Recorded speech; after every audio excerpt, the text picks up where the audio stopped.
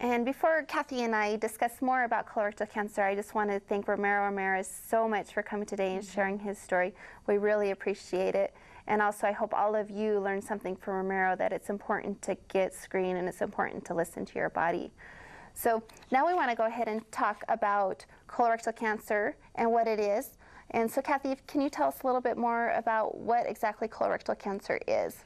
Well, colorectal cancer is a growth of cells in the colon. So it's an abnormal growth of cells. So if you think of something that would be growing very quickly, it would take space, you know, so that the colon would be partially blocked.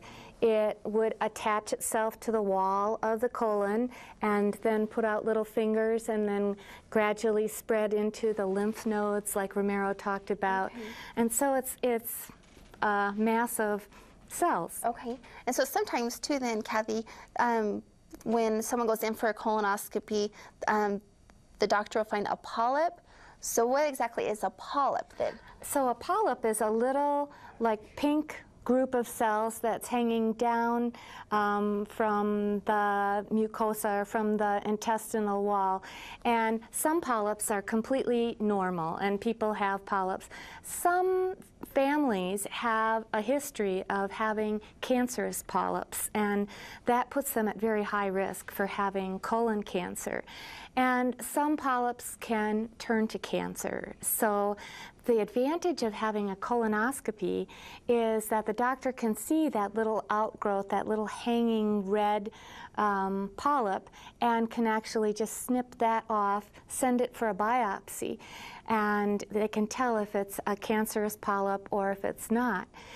If that's done early, that polyp isn't grown hard into the intestinal wall, and it's not spread through the lymph system and the rest of the body. Okay. So it's really much better for people to get screened early. Way early. Mm-hmm. So is that why one of the symptoms of colorectal cancer is blood in the stool? Exactly, because the polyp can bleed a little bit, or other symptoms of colorectal cancer could be a change in your bowel movement or a change in the shape of the stool. And so, you know, if it's thin, you know, like spaghetti, or if you're having a bowel movement that has blood on it, there's signs that you should look into being screened for colorectal cancer. Okay, very good. So also with colorectal cancer then, we talked about the blood in the stool being one symptom.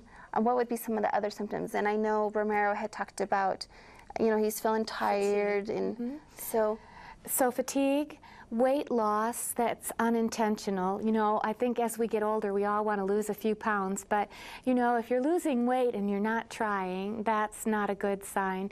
And a feeling of fullness in your rectum, blood in your stool, a change in the consistency of your stool. And so I think Romero talked about that too, you know, that there was something going on. He kind of knew there was something going on because it was harder for him to have a bowel movement. Okay. So once again too, just by listening to Romero, then he knew something was wrong, so he got into his doctor. So another thing too for the public to remember is, you know, if something is not right and you know it's not right, get into your physician, because especially with, you know, every type of cancer, it's so important to catch it early. Okay, exactly. So very important. So March is Colorectal Cancer Awareness Month, and Kathy and I have been working together on raising awareness. So we'll take a few minutes then and talk about how we are raising awareness in the community on colorectal cancer. And so I'll let Kathy kind of tell what she's done over at ISU to raise awareness, and then I'll talk about what I've done in the community to raise awareness. Okay. Well, it is colorectal screening month, and so the more people that are willing to be screened, the better it is. And one of the simplest things that we have for screening is the colorectal screening or occult blood stool cards.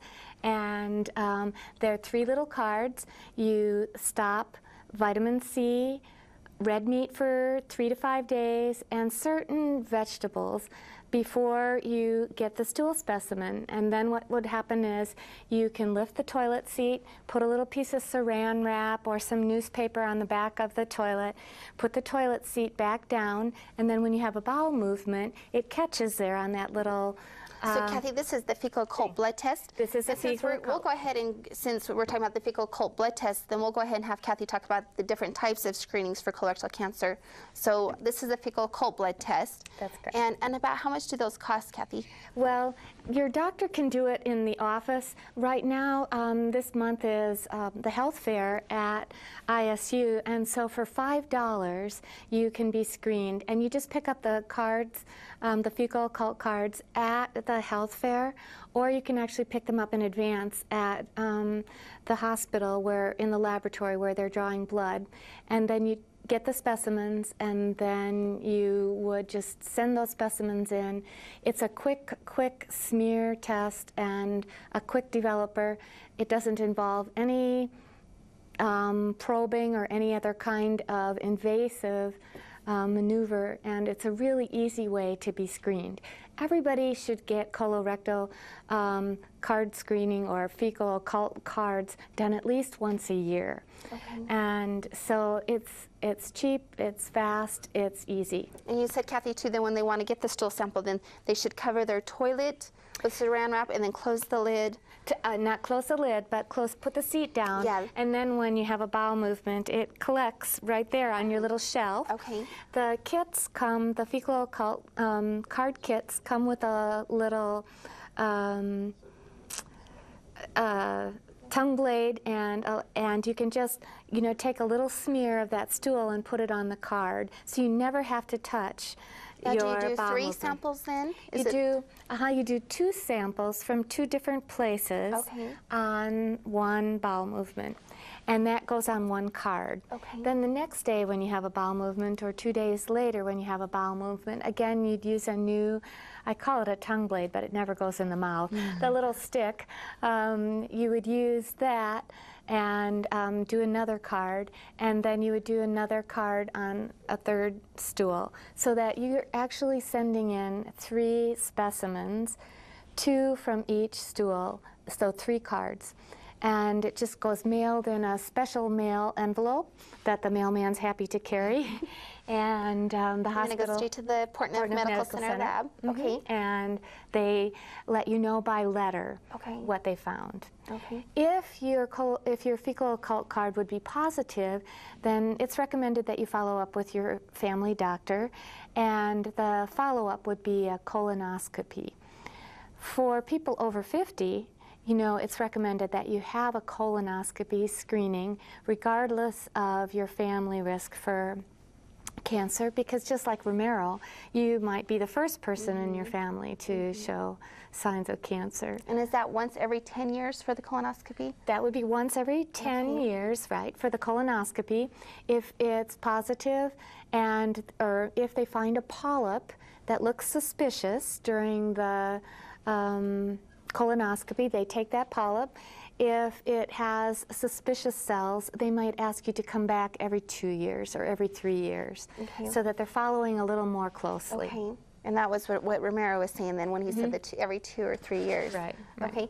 Then there's also the sigmoidoscopy, and I've heard once every 5 years for that one. Is that correct? A sigmoidoscopy doesn't go as high.